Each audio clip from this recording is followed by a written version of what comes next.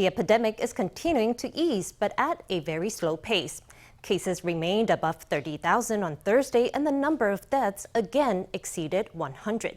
However, even in the face of fast-spreading subvariants, the CECC says there's no need to step up testing. In fact, it had good news for those dreaming of an overseas vacation.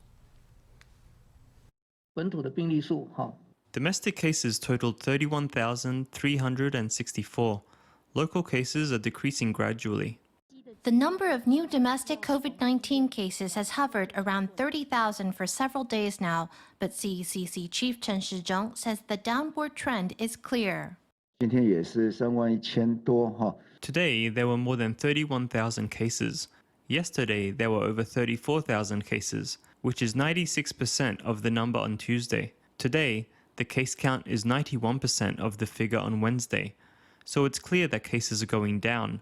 At their peak, I think there were more than 90,000 cases on May 18th and again on May 27th. But the single-day total has never exceeded 100,000, so the scale of the epidemic has been within our expectations.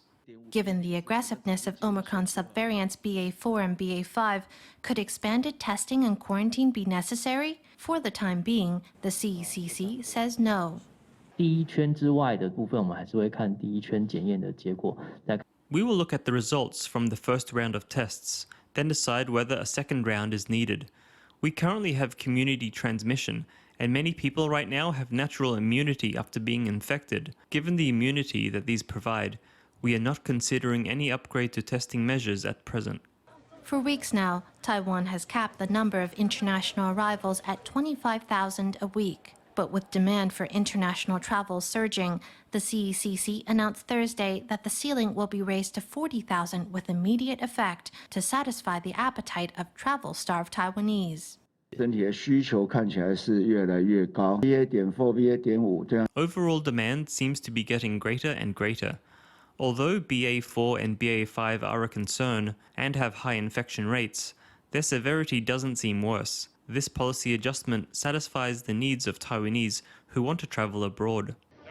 In response to the new arrivals limit, the Civil Aeronautics Administration said it will look at airline schedules for June and July and adjust its quotas accordingly. Also on Thursday, Taiwan updated its testing rules for people returning to Taiwan. Starting July 14th, holders of national ID cards and resident certificates will not need to complete a PCR test within 48 hours before the return flight. This effectively means being able to board with no screening required. Overseas, there are relatively few PCR test sites, and that makes things inconvenient. The second issue pertains to finding a test site overseas during a short-term trip. If you can't find one, or if you test positive, you need to remain overseas. That can be an even bigger problem.